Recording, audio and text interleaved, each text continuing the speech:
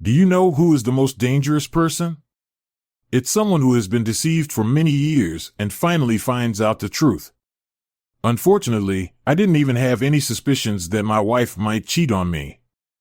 Was I really that blind? It's pretty hard to notice when everyone is against you and I've finally got the house to myself. I've got the game on the big screen, 2 cold drinks finished and more waiting in the mini cooler beside my lazy boy. Now someone's calling. I hope it's not one of those annoying sales calls or a robocall. If it is, they're in for an earful. It was around 8, it's 8 p.m. It's 8 p.m. On a Wednesday evening, my wife Tracy usually worked late, so I always made plans for a night of relaxation or to catch up on entertainment tonight.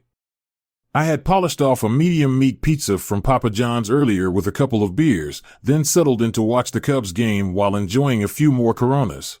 I had 2 more Coronas chilling in the cooler beside me and another 6 in the fridge in the kitchen. It promised to be a great night.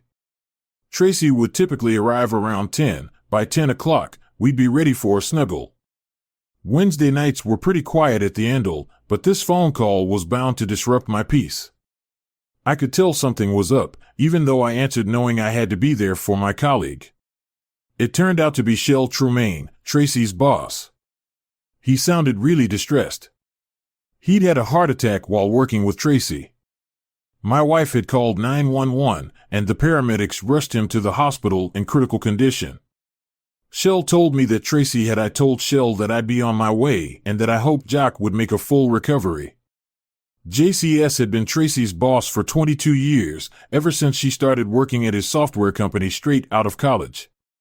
Over time, she'd risen through the ranks to become his right-hand woman and essential collaborator, often called his right-hand person. Jack had been Tracy's boss for years when she joined the company. I was already in a relationship with her at the time. Over the years, our families had occasion to spend time together. Tracy always spoke highly of Jacku, describing him as an excellent boss who also ensured she was well compensated. Jack is a French national and is currently at the age of 55. He maintains a fit physique through regular exercise and exudes charisma, often commanding attention in social situations. I was surprised to hear about Jack's heart attack when I got to the hospital. I parked in the visitors' lot next to the emergency room and asked at the front desk if I could speak to someone about Jack. I said I was Jack's wife and that I was also looking for him. While I was talking to the nurse, I noticed a pair of EMTs nearby. One of them I was left puzzled by a cryptic remark about a cuck, but I was soon focused on finding Tracy. She and Shel emerged from a room visibly upset, and we shared a tearful embrace as Tracy delivered the devastating news of Jack's passing due to a massive heart attack. I was in shock and unable to speak as the 3 of us embraced tightly in the hallway, all of us crying. Shel was also a citizen of France and had been married to Jack for 35 years. They tied the knot at the age of 20. Jack immigrated to this country when he got a job with an American software company at the start of the computer era. They have a daughter, Amy, who is 3 years older than my daughter, Allison, who is 18. The girls look so much alike that I could easily mistake them for sisters. Jack loved Amy, and I couldn't help but think this would be especially hard on her right now. One of the EMTs came over and asked if I was Tracy's husband. He also wanted to know if I had accepted Tracy's purse, which she had left behind. I left the ambulance at the hospital and moved away from the crying women. I took the purse in my left hand to show my gratitude and shook the EMT's hand with my right. As I started to fasten the strap of the purse, I noticed something unusual. I looked closer and found a bra tucked into the purse, hidden among the chaos of the women's clothes. When they came out of the room, I didn't really pay much attention to Tracy's appearance. Then I realized she wasn't wearing a bra, which seemed a bit odd. I thought to myself, I'm not sure how long we stayed at the hospital with Shel before she decided it was time to leave. There was someone due to arrive from the university in the morning, so Shel decided to get some sleep. I drove Shel home and then took Tracy and myself back to our house. I planned to help both women get their cars the following day, Shel's from the emergency room lot and Tracy's. When we got home, Tracy didn't say a word to me. She went straight to the main bathroom and took a shower. About 20 minutes later, she joined me in the family room. Her eyes were swollen and red from crying. She was sitting on the sofa, looking distressed, so I left my lazy boy and joined her, embracing her tightly. Her breathing was uneven, and I could feel her body convulsing with sobs. I wanted to ask about the bra incident, especially since she was supposed to be working with. I was really worried about her, but I couldn't bring myself to ask her about it that night. Instead, I just held her for another 20 minutes until she said she was tired and went to bed. It was midnight, so I decided to go to bed too. The next morning, I took a personal day, and after freshening up, I offered to drive Tracy to her office to get her car. However, she seemed really shaken up and struggled to speak coherently before she got herself together. She asked me to take her to Chel's place instead, where they had arranged for a cab to take them to the office to collect some of Jacka's belongings. Tracy was planning to then drive Chel to the hospital to handle paperwork and retrieve Jack's personal effects. Despite offering my assistance, she declined this. It was a good arrangement for me as I needed to locate the EMTs who responded to the emergency the previous night and clarify a few details. After dropping Tracy off at Chel's and receiving a brief update on Chel's condition, I headed straight to I got the names of the EMTs who responded to the emergency the night before and was told where to find them. I found them at the fire station and they recognized me from the night before. I focused on Gage, who had handed me Tracy's purse. I asked him directly about the start of the emergency. He asked what I meant, looking suspicious. My wife and Jack were. I thought you were supposed to be picked up from the hotel, but you didn't, did you? Is that why you called me Cook? Oh, I didn't mean anything personal. He replied, his voice rising. We've just had situations where the people checked into a room weren't who they claimed. When things go wrong, we're blamed. Don't shoot the messenger. Take it easy, Cage. I'm not trying to blame you. I just want the truth. I had to look up Cook, and I wasn't pleased with what I found. But that's not your problem. It becomes my problem. If you lie about where you picked them up, there'll be problems. We started at the Westside Hotel. Gage responded that they were about 15 minutes into the run when the guy collapsed and fell on your wife. She had to push him off to call 911, and in the meantime she performed CPR. He was barely alive when we reached the ER. I told the truth, which didn't need any further confirmation. I was grateful to both of them. I left, feeling their pity and knowing they were all watching me leave. I was thinking about what had happened. Tracy had been. I was really close with Jack when he had that heart attack. How long had this been going on? Then it suddenly hit me. Allison and Amy look so much alike, it's like they're sisters. I never would have guessed. Tracy had been keeping this secret for at least 19 years. How had I been so out of the loop for so long? I was really hard on myself for trusting Tracy so much. I worked late a lot, went out with friends sometimes, and went on business trips with her. During this time, I learned a few lessons. How could Chel have been unaware, despite my occasional cluelessness? Her obliviousness seemed unlikely, especially considering the striking similarity between our daughters. Chel frequented Jack's workplace, seemingly friendly with Tracy. How could Tracy betray her like this? When I got home, I found her in the family room, sipping wine. My discontent must have been evident. "What's troubling you, sweetie?" she inquired innocently. I was trying to stay calm, but I couldn't help getting angry. "How long have you been involved with Jack?" I demanded. My voice was dripping with sarcasm. "He's Allison's father, isn't he?" Tracy's eyes widened as she jumped up from the sofa in a rage. "How could you say such a thing?" She screamed, advancing towards me with intense fury. If looks could kill, her glare would have ended me on the spot. I refused to back down. I stood firm in my conviction, meeting their gaze with determination. I lowered my voice to a whisper and said, "You can demand anything from me, but don't you dare lie and tell me I'm wrong. If you do, I'll make sure you regret it." I've never spoken to my wife with such vulgarity or threatened her physically. She was shocked. She opened her mouth as if she wanted to retort, but the seriousness in my demeanor silenced her. She instinctively stepped back, perhaps sensing I could see the intensity in your eyes. I knew what you did. I kept watching her go back to the sofa, even though there was a wine stain on the carpet. The stress of your affair and the physical strain probably contributed to his death. I'm not surprised it didn't happen sooner, given how involved you were. She looked distressed, and I could see that I had touched a sensitive topic. She looked down at her hands, fidgeting for what felt like minutes, but it was probably only 10 seconds. Seconds in reality, she whispered, "Do you think I'm responsible for his death?" I wonder if Chell thinks that too. Why would Chell think that unless she knew about your relationship? Did she know and support us almost from the start? I sank into a seat feeling dizzy and bewildered, so I was the odd one out, the only one kept in the dark.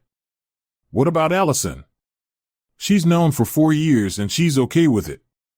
Oh, Dan, Allison knows and she's. I said, okay with it, but that's not what I meant. Does Chell know that Allison is Jock's child? She knows, and she's fine with it. Amy knows too. I hope you all had a good laugh at the expense of old Rick. Even my daughter, his daughter, I suppose she knew and didn't tell me. Fantastic. I stormed out of the house. I ended up driving to a nearby park and simply sitting there for a couple of hours. Tracy called my cell a couple of times, but I ignored the calls and let them go to voicemail. I just sat and reflected. Despite considering myself intelligent, I felt like a complete idiot when it came to Tracy. I never even considered the possibility of her cheating on me. I was blindly trusting her for nearly 19 years. I was utterly clueless. I couldn't help but wonder if there were others besides JC. My mind was flooded with thoughts as it began to darken. I left the park and headed home. Upon entering the house through the garage, I noticed a faint light in the kitchen above the table. Tracy was seated in her usual spot with a cup of tea. She offered me a cup, but I declined and opted for something stronger from my liquor cabinet. I poured myself a scotch and took a seat in my chair across from her. I can't even begin to express how sorry I am. I'm sorry for hurting you, Tracy, she said softly, looking down at her hands. I need to hear the whole truth now. You need to explain how you could betray me while claiming to love me, I replied, my voice tinged with frustration. You need to tell me if you ever truly loved me and respected me. Don't you dare question my love for you. That's not true. I love 2 people. Just get on with it, I said, devoid of emotion. Tracy had joined Softal when the company was nearly a year old. Like many small businesses, the small team wore multiple hats, worked long hours, and formed close emotional bonds. It was an exhilarating period for her. She often recounted the challenges during our dates. Our relationship had started about a year before she joined the company. As Softal grew and prospered, Tracy emerged as Jack's indispensable right-hand person. Jack was the company's dynamic face, while Tracy was the hand person. She essentially served as the cohesive force holding everything together, excelling at juggling multiple tasks. Jack increasingly relied on her as his indispensable partner. Interestingly, as Tracy and I grew closer outside of work, the bond between Tracy and Jack also deepened in the office. Tracy observed that her personal and professional lives seemed to be progressing in parallel. And their professional and personal lives seemed to be developing in tandem. While maintaining a professional demeanor in front of their colleagues, they grew increasingly close, engaging in discussions ranging from mundane topics to more intimate matters like sex and politics. At 24, Tracy was strikingly beautiful with an athletic physique and long blonde hair, while Jacqueline, at 34, was a big guy with long wavy brown hair and a great smile. He looked like he was in his late 20s or early 30s. They were both very respectful and courteous. Their first intimate encounter happened naturally on an old sofa in Jock's office after a long day. Tracy said that she never felt guilty about being intimate with both me and Jock. Even after I married her, it wasn't merely physical desire, but rather a profound loving connection. However, Tracy felt unable to tell me about this aspect of her life because I was strongly against infidelity. She loved both relationships and couldn't bear to give up either one. I didn't find out about the affair until about 2 months later, when Jacka learned about it from Tracy. Persist Jacka felt he had to be completely honest with his wife, who had recently given birth to their first child. According to Tracy, Jack told Chell that although Chell and Amy would always be important to him, he wanted to give some of his affection to Tracy.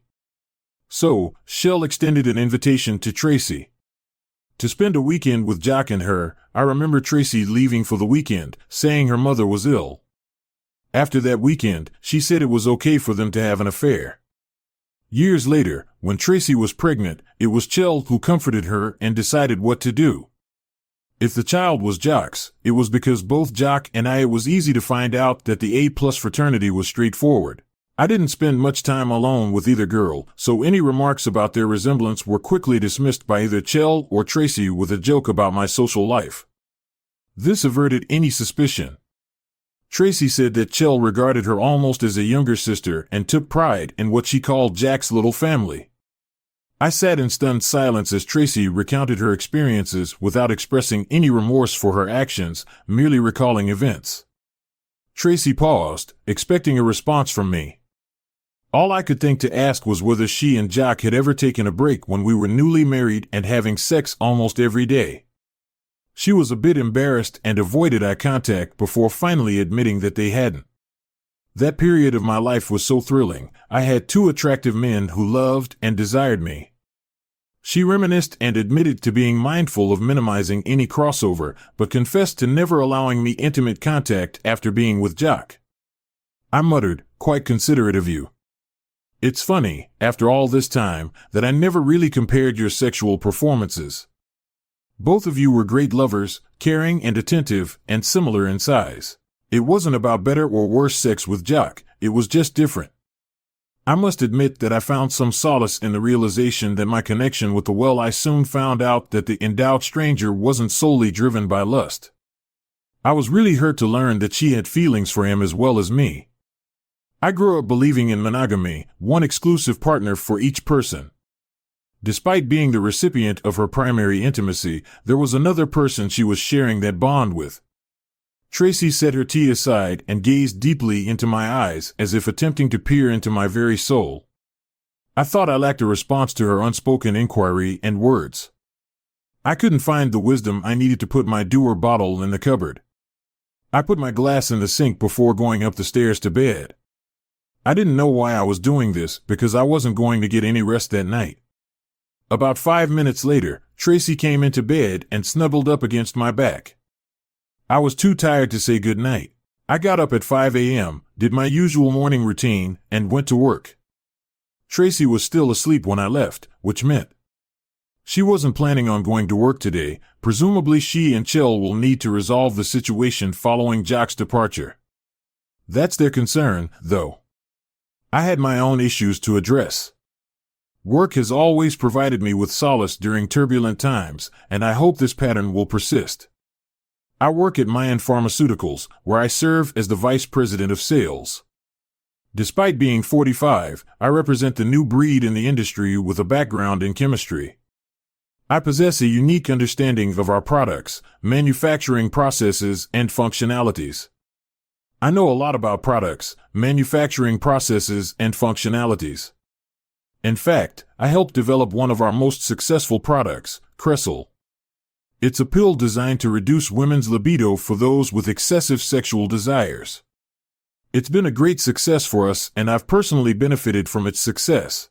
I also earn a good salary, and, combined with Tracy's income, we were living quite comfortably. We had a luxurious home in a fashionable neighborhood and 2 high-end cars. We've got great cars and fantastic holidays. Neither of us will be worse off financially after the divorce. I finally admitted the dreaded D word. I hadn't considered it seriously until that moment. Maybe because it seemed inevitable to me, given that Tracy was unfaithful with Allison, who's away at college and out of the house. Apart from the fact that Tracy broke my heart, there's no reason for us to stay together. But it's still a big issue for me. My boss, Arnold Kramer, I've been working with Ari for 18 years now. I spent the first 5 years as a chemist at a different pharmaceutical company. I met Ari at an industry convention and we got chatting about all sorts of things. He suggested I look into sales and then offered me a job at his company. I was up for the challenge. Ari was right about my abilities and we've both done well out of it. We've got a great working relationship and we're both really happy with the way things are going. We've built a great working relationship, but I've also discovered that he's a genuinely good person. I think we'll have a lifelong friendship. Ari has been married to his wife Lauren for approximately 30 years. He has 2 adult children and 5 grandchildren. Despite being 52, he still has the energy of someone much younger. He's very clever and doesn't hesitate to bring other intelligent individuals on board his team. I'd like to think I'm one of them, Ari. He seemed genuinely concerned when I told him about Tracy's infidelity and my decision to divorce her. He asked if I was sure she'd been unfaithful, and I told him I was. He respected my need for time to process and plan, but he did give me the contact info for the lawyer representing Mound.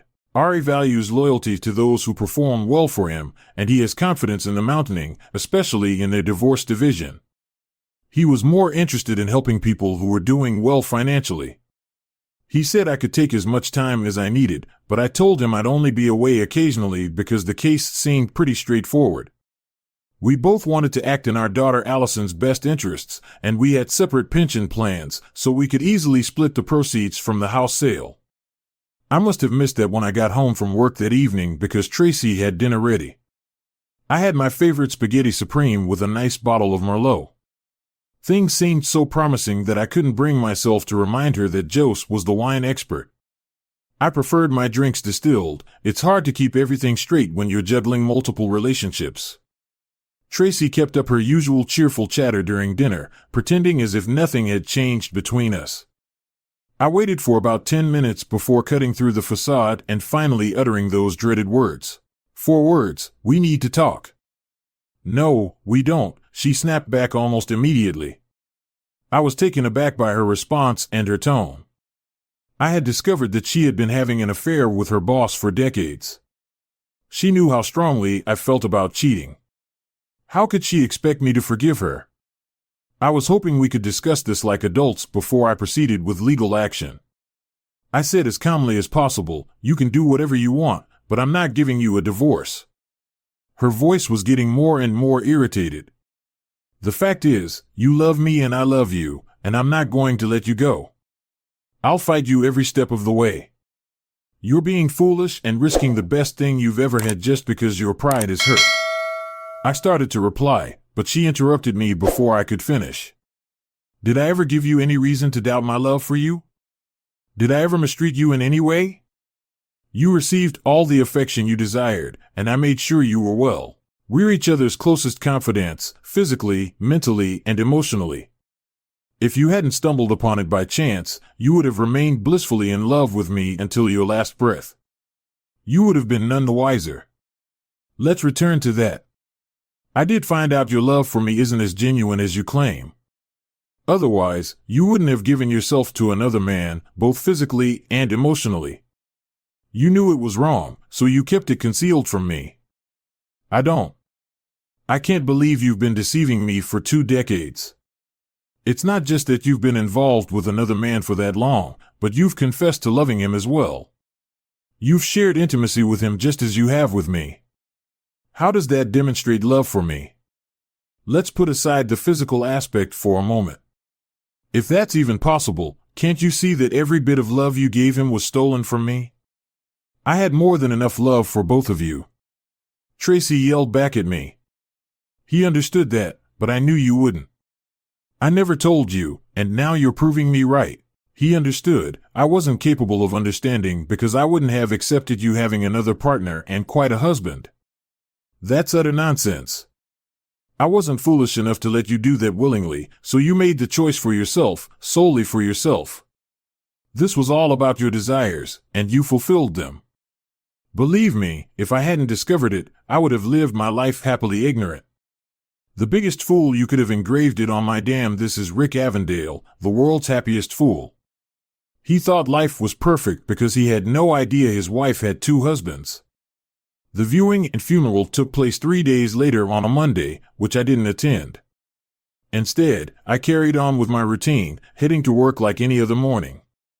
When I got back, I found Tracy and Allison still in their funeral attire in the kitchen. My daughter had come home from college for the occasion. When I went to give Trick a hug, she pulled away. From my touch, Tracy turned away and softly cried. She sensed the tension and placed her hand on my arm, silently signaling for restraint. I would usually have respected the situation and backed off, but these circumstances were far from ordinary. Frustration bubbled within me, audible even as a growl under my breath. I gathered some essentials and left without further ado. Tracy bombarded my phone with calls almost immediately after my departure, but I ignored them. At least Allison was to her credit. She didn't beat around the bush. She'd made her mind up and I was the bad guy in this situation. She seemed set on making my life difficult. It was obvious she no longer saw me as her dad, either in a biological or emotional sense. It was a bit of a shock to the system. The next day I went to the bank and separated our accounts, closing the joint credit cards and setting up new ones in my name. I also met with the lawyer she'd recommended. I made an appointment with the lawyer on Thursday. I'd been awake for 3 days straight, and his name was Mike Squelch, which didn't inspire much confidence in his legal prowess. Despite my exhaustion, I didn't think there was much to discuss. I gave him a detailed account of the situation and said I wanted to end the marriage quickly and claim my rightful share. I also wanted to pursue child support from Jock's estate for our daughter. I told Mike that I was done being taken advantage of. He seemed to agree with my plans, but he warned that if Tracy opposed the divorce, it could lead to mandatory counseling and prolonged legal battles. I instructed him to proceed, true to his word. On Monday, Tracy was served with divorce papers at her workplace. From the timing, I assumed she received them at 107. Mike. Just a minute later, our receptionist told me that Tracy was calling again. I'd been ignoring her calls and messages throughout the week, and I'd told the Mayon staff to put her calls on my voicemail. They were doing that, but I realized that I couldn't avoid her indefinitely, so I told Marlene, our head receptionist, to connect her calls directly to me. I ended the call after her initial outburst.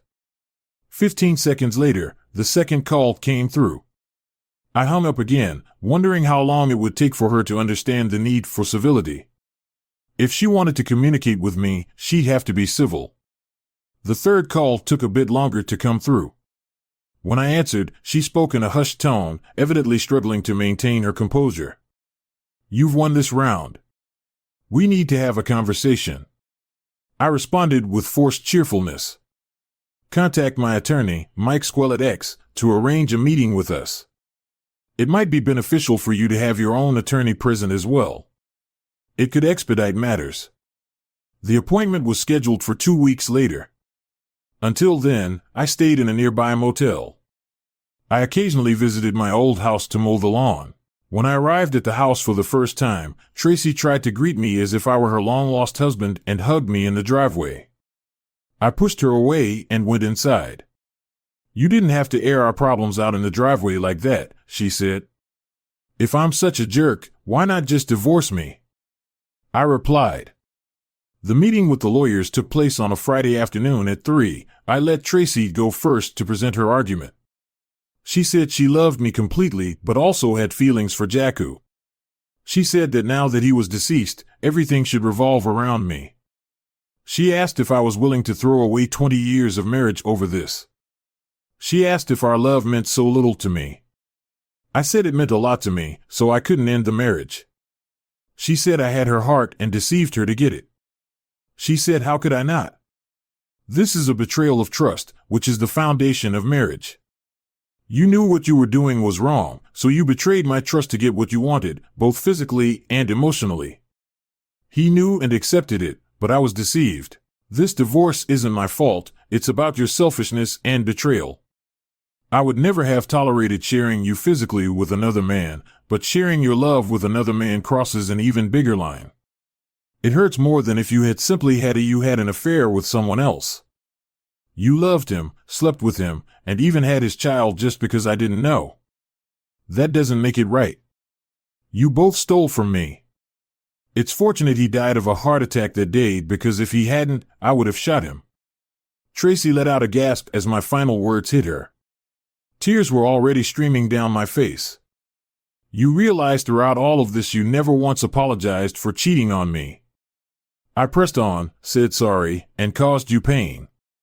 "Maybe you're sorry for getting caught, but I don't think you're truly remorseful for your actions, Rick. I believe we can salvage our relationship. Please, let's not go through with the divorce," she pleaded. "Tracy, it was our marriage. There shouldn't have been two parts. It was supposed to be just us forever." Mike glanced at Tracy's lawyer and remarked, "I think we're finished here.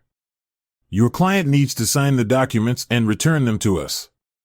Tracy's lawyer, a stern woman, was in her mid-40s and of African heritage.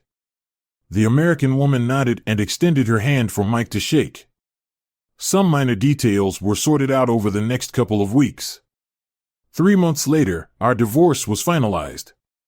I instructed Mike to initiate legal action against Jock's estate, essentially seeking child support and college expenses. If Allison hadn't made it so clear at the funeral that she no longer wanted anything to do with me after raising our child together for 18 years, I might not have pursued this course of action. I guess Allison had 4 years to think it over after Tracy told her, and in her eyes, I was just a fool. I spent 14 years being a genuine father to our child. I didn't take offense when Mike suggested compensating for the lost respect with real money, precisely $1 million. I admired Mike's approach. I thought I'd get a call from Chell once she was served, but it was Tracy on the line instead. Chell must have thought I'd take the news better coming from Tracy, but she was mistaken. "Is this another way to retaliate against me?" Tracy called to ask how I was. I answered, and she said, "Hello, Mrs. Avondale. I'm calling because..." I knew why she was calling, and I wasn't oblivious to the reason. She said, "You realize this makes you look pretty insensitive, don't you?" I said, "I'm aware of that." She said, "Do you realize I spent 18 years raising someone else's child while you..." I interrupted her and said, "Shell and Jacket had a good laugh at my expense, and now that child thinks I'm a fool. I don't care what you think." I ended the call without saying goodbye. I suppose Tracy told Chell what I said. I was stubborn because I thought I was right. I tried to negotiate with her lawyer at first, but she sent me a check for $1 million. A few months later, she could easily afford that million, as she sold Sofel to a Japanese company for $8 million with Jock out of the picture. It was a smart move, but there's more to the story. 2 days after the sale, $2 million was transferred into an account under my name in the Cayman Islands. This sum was my finder's fee for Nakatomi Lti successfully acquiring Softo within 9 months, as agreed with an unidentified Neomi attorney. The agreement states that, regardless of my actual involvement or how the acquisition transpired, I would be entitled to the fee as long as Neomi completed the purchase by a certain date. Once that date passed, the deal was null and void. You might be curious about my role in the Sofel deal. It's a bit convoluted, but essentially I wasn't entirely forthcoming earlier in this narrative. While much of what I've recounted is rooted in reality, some elements were embellished. The performance on my part could have rivaled an Oscar-winning role. I won an Act-Port Award for portraying myself as completely oblivious. Let me elaborate. Up until about a month before Jock passed away, I was completely unaware of what was going on. Then, out of the blue, a NACON lawyer approached me seeking my assistance in negotiating the deal with Jock for Softel. Why do you think I can help? Apart from the fact that my wife is closely associated with Jock, I asked. I was genuinely curious because we recognize your intelligence and we believe you're capable of handling the challenge and reaping the rewards of outsmarting. The lawyer replied, I was stunned. Would be an understatement. Tracy was being unfaithful, and this Japanese individual knew about it. It was unbelievable. It turned out Neomi had thoroughly researched several companies, leaving no stone unturned. They easily uncovered details about Jock, Tracy Chell, and even their daughters. They correctly assumed that I would be motivated to assist them. However, time was of the essence, as they were considering other software firms. I had to act within a 90-day period. In the first month, they gave me proof of Tracy's unfaithfulness, photos, videos, phone records, travel receipts. I had all the ammunition I needed to expose both of them. Then they made me an offer, $2 million to help them take control of the company from Jack. I was already inclined to help, but I kept that to myself. My priority was to strategize my actions and ensure the money would come to me post-divorce, avoiding any splitting since we live in a no-fault state. In a no-fault state, though, I had to keep a lid on things to avoid giving away my hand too soon. My first impulse was to go in there and give them a piece of my mind, but I thought better of it. The last thing I wanted was to end up as Bubba's cellmate. I decided to stay calm and keep up the pretense, as I've been doing for the last 2 decades. I filled Ari in on what I'd found out about Tracy and Jack, leaving out the details of my source. We spent the rest of the night at the plant, drinking Don Julio tequila and thinking about how to handle things. After drinking about half the bottle, Ari said, "Isn't it ironic that the guy who was ranting about his wife cheating has his own wife cheating on him? I should have given her some of that stuff, Rick." That's when it clicked for me, but I kept my discovery to myself given the circumstances. I shouldn't have given it to her. I used it on him. I should have slipped some of that stuff to him. 2 problems solved with 1 action. One of the notable benefits of Chrysal is its lack of contraindications compared to most major drugs. In fact, there's only one provided the prescription is followed correctly. If you follow the instructions, it's not meant to be taken by men. It effectively suppresses a woman's libido, but it can cause a spike in men's blood pressure and lead to a fatal heart attack. I just needed to get it into Jack's possession. Jack and I are both members of the same golf club. We play golf together sometimes, with 2 other guys. I arranged for us to play as a foursome on the following Saturday, with a planned stop at the restaurant for a leisurely lunch after the first 9 holes. The opening 9 holes went well, and we enjoyed a leisurely 90 minutes on the course. We took a quick break for lunch and drinks before heading out for the second 9.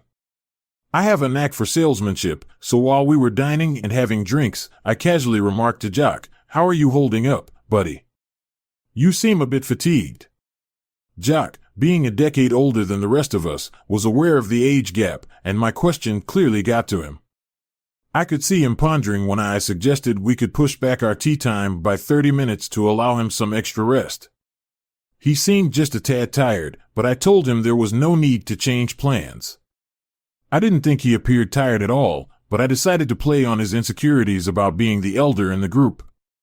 I said, "I have just the thing for you." I produced a small bag of unmarked white pills from my pocket. Something I keep for myself helps me stay focused and productive throughout the day. I gave Jack the small bag with 5 pills. "Take one of these over the next few days if you like them. I can get you more next time we go golfing." Jack took 1 pill from the bag, swallowed it, and washed it down with bourbon on the rocks. He pounded his chest like a monkey and let out a small Tarzan, was really excited and said, "Let's go guys, I'm feeling energized." In reality, he probably felt the effects of the pill quite quickly. An increase in blood pressure can give you a boost, which is why athletes focus on getting pumped up for their games. However, it's not a good idea to take too much. For those wondering why I handed him a small bag instead of a pill bottle or box, the intention was for him to dispose of the bag once he'd finished. He finished the pills rather than keeping them in his pocket where they might be discovered if someone searched him during the event on Wednesday night. Those 5 pills were meant to last until Wednesday, which was when Jack and Tracy typically combined a man's already elevated blood pressure from a passionate encounter with a woman other than his wife with medication known to raise blood pressure. It would be pretty much impossible to fake a heart attack that kills you, but it would look like a normal one. Our small city's crime investigation unit doesn't have a lot of resources, so they wouldn't look into it unless something seemed suspicious. So I made sure to play my part as the betrayed husband, acting exactly as I had when I first found out about the affair a month ago. I have to admit, I was pretty surprised at my own acting skills, actually. Just 2 days after the funds landed in my account and were swiftly transferred elsewhere, I treated Ari and his wife to an extravagant dinner. I told them I was expressing gratitude for Ari's exemplary leadership and loyalty during my difficult times. But little did they know, it was actually a gesture of appreciation for his unwitting role in my scheme for vengeance with Jack out of the picture. The connection between Tracy and Chell noticeably chilled, particularly as Chell had time to reflect on Jack passing away practically in Tracy's embrace. I heard that Chell was particularly irked by Tracy's failure to sway me into dropping the lawsuit against the estate for overdue child support. Chell seemed unaware that Tracy wouldn't have benefited from that money due to our divorce shortly after Chell settled my. Jack's death also led to word spreading in the Naomi circles about the affair between him and Tracy. This effectively ruined her career in business administration. It seems that having the boss die while in bed with you isn't advantageous for one's career. Despite this, Tracy emerged from the situation with a net worth of approximately $1 million. This means she won't be struggling financially. She'll also be able to support her daughter for a while. Allison made it clear that she didn't want anything to do with me after Jackie died. I think I was rejected not just once, but on multiple occasions. I suppose that's the result of all the years I spent raising her, providing for her, coaching her soccer teams, and attending all her dance recitals. Well, I won't be making that mistake. I'm doing pretty well, all things considered. I lost my life partner after 2 decades, but I eventually began dating again. However, I'm uncertain if I'll ever fully trust another woman. I'm not convinced I'll ever find someone who compares to what I had with Tracy. Nevertheless, I'm unencumbered by any obligations and have a net worth of around $5 million. I've transitioned into semi-retirement. I'm now retired, but I do still work on special projects for my own company. Who knows, maybe one day I'll develop a pill that enables clueless husbands to instantly detect a cheating wife. That would certainly be a boon for humanity. Thanks to everyone who took the time to listen to today's stories. If you enjoyed it, please consider liking and subscribing. If you haven't already, feel free to share your thoughts on the events in the comments below. Take care.